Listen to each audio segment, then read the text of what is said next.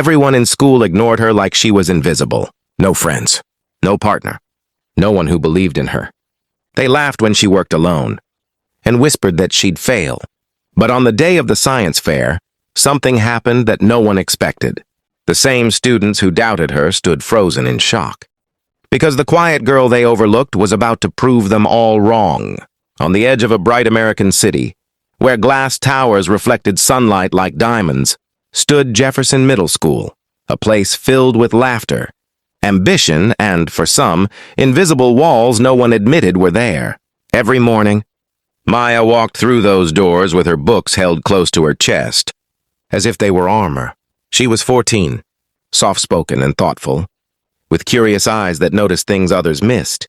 The trembling hands of the nervous new kid, the lonely teacher eating lunch alone, the way certain smiles disappeared when she walked past. Maya was used to that. She had learned early that silence can be louder than words. When people avoided sitting next to her, when group projects somehow filled up before she arrived, when whispers brushed past her like cold wind, she felt it all. But she never let it harden her heart. Her mother always told her, "The world will try to label you before it listens to you. Let your actions speak louder than their assumptions." So Maya listened more than she spoke. She helped more than she complained. And she smiled, not because life was easy, but because she refused to let bitterness grow where hope could live. One Monday, their teacher announced a school-wide science exhibition. Students had to pair up and create a project together. Excitement buzzed through the classroom like electricity. Chairs scraped. Names were called. Partnerships formed quickly. Within minutes, everyone had a partner. Everyone except Maya. She pretended not to notice. She sat still, flipping a page in her notebook, though her eyes hadn't read a single word. Her chest tightened, but her face remained calm. The teacher frowned. "Is anyone without a partner?" No one spoke. The room felt heavy. Finally, from the back row, a voice muttered, "She can work alone." A few kids nodded casually, as if it were the most natural thing in the world. The teacher hesitated, then gave Maya a gentle look. "Are you okay working solo?" Maya forced a small smile. "Yes, ma'am." But inside, something fragile cracked. That afternoon, rain tapped softly against her bedroom window as she stared at her blank project board. Outside, thunder rolled in the distance. She rested her chin on her arms and whispered, "Why is it always me?" Her grandmother, who was knitting in the corner, didn't look up. "Because you're strong enough to carry what others are too weak to face." Maya turned. "But I don't want to be strong all the time." Her grandmother finally met her eyes, warm and steady.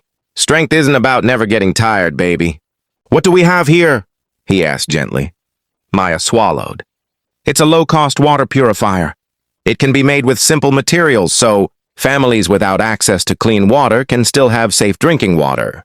The judge leaned closer. "Did you build this yourself?" "Yes, sir." He studied the device, then looked at her again. Really looked this time, as if seeing her for the first time. "Why this idea?" Maya hesitated. "Because everyone deserves clean water, not just the people who can afford it." The judge didn't speak for a moment. His eyes softened. When the winners were announced an hour later, students crowded the stage whispering guesses. "Third place, applause, second place," louder applause. "And first place," the principal announced, smiling, "goes to Maya Johnson." Silence fell, the stunned kind. Maya blinked. "Me?" The crowd parted as she walked forward. Some students stared. Some looked down. A few clapped slowly, unsure. The same kids who once ignored her now watched as she accepted the ribbon with trembling hands.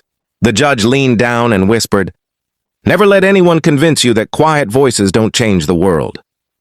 For the first time, the room didn't feel so cold. As Maya stepped off the stage, something had shifted. Not just in how others saw her, but in how she saw herself. She realized she had never truly been invisible. She had simply been waiting for the right moment to be recognized.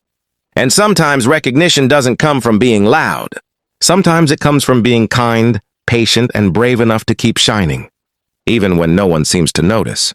That afternoon, sunlight streamed through the gym windows and wrapped around Maya like a promise. They had tried not to see her, but now they couldn't look away. If Maya's story inspired you, imagine what your actions could do. Don't just scroll past, hit that like button to show support, and subscribe so you never miss stories that motivate and empower. Share this with someone who needs a reminder that even quiet people can change the world.